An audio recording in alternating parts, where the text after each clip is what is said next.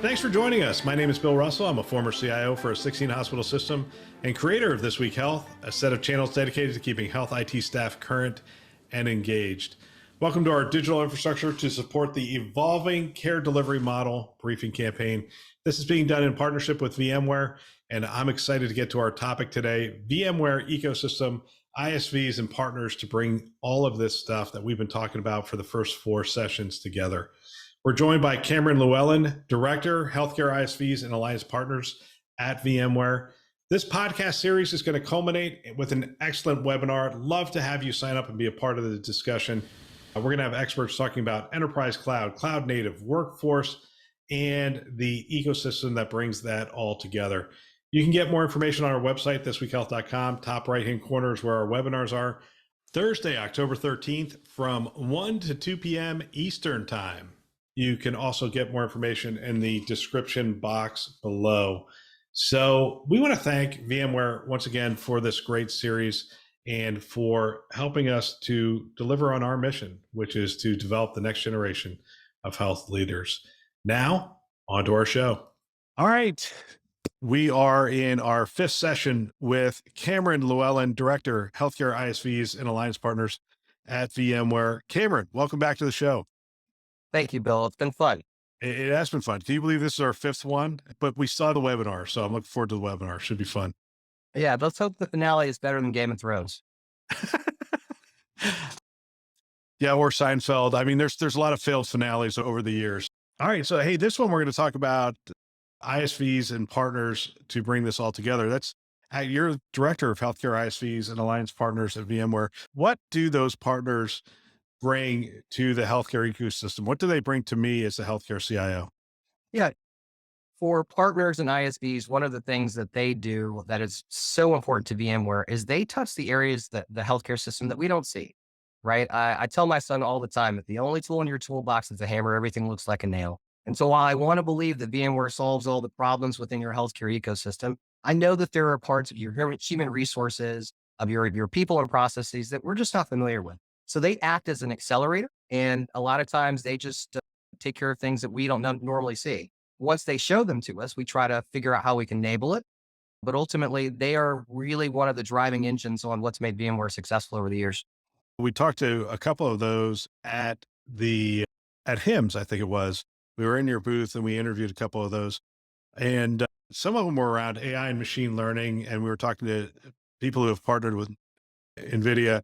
And the cool thing about that is that you guys have a way of the same way you virtualized our servers and all that other stuff back in the day, you're now virtualizing that whole infrastructure, that NVIDIA architecture for AI and machine learning, which is so important, especially for the academic medical centers as they delve into research and start really crunching these huge algorithms. But we saw some of those partners already starting to utilize this stuff. And I remember one of them was around imaging, and bringing AI and ML to imaging has been something we've been talking about for years, but their ability around mammography to identify things was really, really impressive. And I guess that speaks to what you were saying. I mean, these ISVs are identifying all these places to serve healthcare and then bringing the VMware tools to bear on that. So for me, anecdotally, right, we just got back my daughter's information for Ancestry.com. And what was really profound is the way that they continue to be able to crunch the data to give us new insights to who we are, right?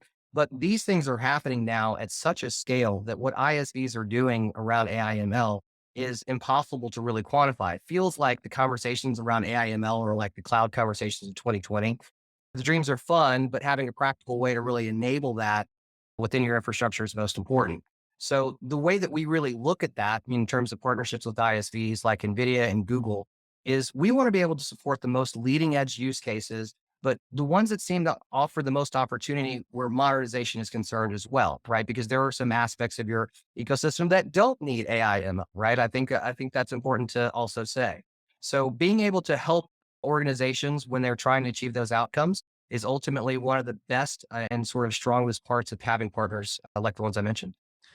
It's interesting. I mean, you mentioned that it's like the cloud conversation. When I came into healthcare and started talking about the cloud, they sort of looked at me and they're like, "Hey, slow down there, Buck Rogers. You're going too fast." I know Buck Rogers is probably missed on a lot of people, but space age character back in the 60s and 70s. And they were like, "Hey, just slow down. We're not ready for the future just yet." But the reality is, a lot of other industries had already done the cloud. So doing it in healthcare just made sense. And it had a lot of practical application.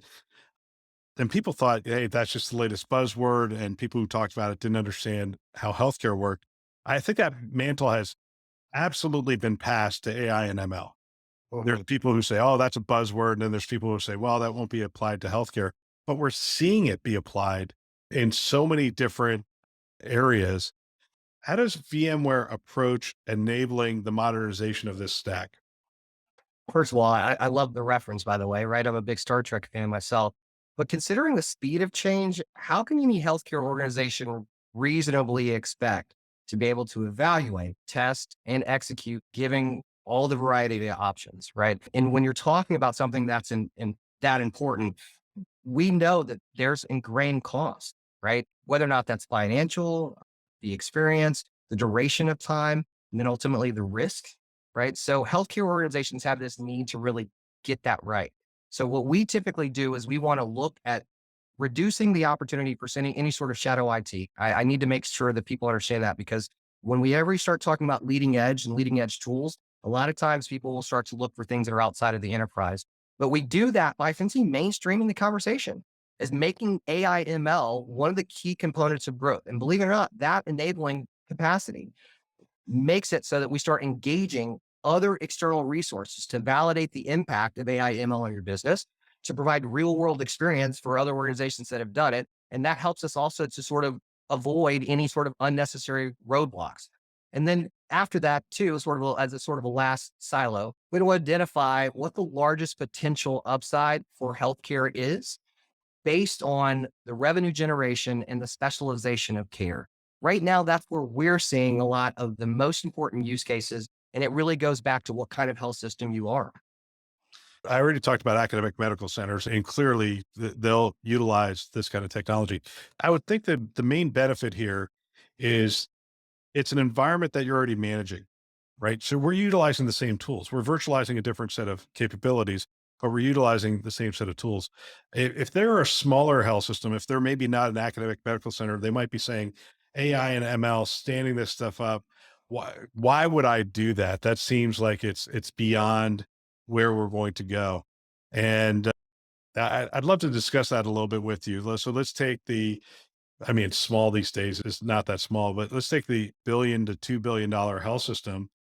And you're saying, hey, virtualize that AI ML stack. Why would they do that? Yeah. Well, so I want to be very clear. It's a cost consideration versus the value, right? So if you are in a place in a space where right now your run rate business is not where you need to look at AI ML, then fine. But typically, even those organizations are operating under single digit margins, right? So if you aren't looking at it, then the question is, you think there's a future without it. So after you've answered that question, we can start to talk about partnerships with different ISVs where maybe we're virtualizing the stack first in some sort of test environment or something that's outside of your four walls before we start to put it into production. And then again, leveraging all of the experience that we've had with all of the other different organizations that we work with, we're going to deliver AI ML solutions that are suited for you. So instead of sort of boiling the ocean, we're taking it drop by drop.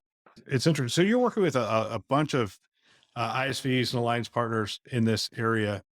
Giving people an idea of what the ecosystem looks like that they, uh, I love the fact that you're working with them, right? So you're getting in front of this curve to say, hey, look, develop on top of this platform. You're going to go into healthcare. We're already in. I mean, I don't know what your market share is, but I would assume it's in the upper 90% of every healthcare organization in the country. So you're working with them. You're already working with these players. What does that look like? Give us an idea of what the scale of that ecosystem looks like. Sure. So you alluded to why people want to work with us, which is really sort of the install base of vSphere, the consistency, the reliability of that. And so that means that we work with all of the hyperscale, right? We've got cloud offerings with Amazon, with Google, with Microsoft. I think we've got one development right now with Oracle. So the space where some of this information is going to live We're looking at how we build bridges into those clouds and again, serving it up through a VMware experience that you're used to. But past that, we look at the ISVs like the EMRs, right? The Epic, the Greenway Health, Athena Health, new places and new EHRs that are popping up all around the globe. And then we look at technology partners like Intel, NVIDIA at the core of really what's driving the actual processing. And then we get outside of that and we start actually talking about medical devices. People are doing frontier things that are helping us to achieve better outcomes, whether or not it's Fitbit or OEM manufacturers like Dell and Apple. And all of these things together, right, are woven into the VMware platform to ultimately deliver what we would call sort of modernized healthcare, right? That's what we're talking about in this overall series. Yep, absolutely. All right, so let's give people a little idea of what we're going to be doing on the webinar itself. What kind of topics do you think we're going to delve into? Why should people be excited about coming on the webinar? Well, we ultimately want to leave with CIOs and CTOs and CNOs feeling like you've got a partner who is trying to help you answer some of the critical challenges that you're facing, right? We know, and I don't know that I mentioned it, Bill, so I'm going to mention the pandemic to make sure we're consistent, right? What we don't want is to have anything like that come again that exposes an underbelly for some of our most critical infrastructure. And that's what our frontline workers are. So whether or not you're coming to figure out how you can better enable your frontline workers, if you're coming to figure out how you can manage your cloud operations, if you've got a concern about what the future of your healthcare organization is like, ultimately with AI and ML, if you're looking really to get consistency in the way that you look at your technology stack, what we want to leave you with is the ability to empower patients, care teams, extend the reach of care with our modern IT systems, and then know that you've got partnerships with us that really is not about us. It's about you and then the other partner ISVs that we work with.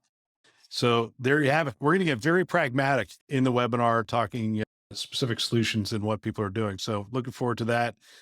Cameron, this has been wonderful. One more, we'll get together on the webinar, but I really want to thank you for your time. This has been a fantastic discussion. Really appreciate it. Thank you, Buck Rogers. What a great discussion. Love talking to Cameron. Fantastic insights into the industry and what's going on. I want to thank our sponsor for today, VMware, for investing in our mission to develop the next generation of health leaders. Don't forget that this whole series of podcasts ends with a great webinar. We have healthcare leaders from several health systems coming together, experts from VMware, and we're going to hear about multi-cloud solutions, enterprise cloud, cloud native, workforce, and obviously the ecosystem that brings that all together. You can get more information on our website, thisweekhealth.com. Top right-hand corner is where our webinars are. You can also get more information in the description box below. Love to have you join us. Please register again Thursday, October 13th from 1 to 2 p.m. Eastern Time. Thanks for listening. That's all for now.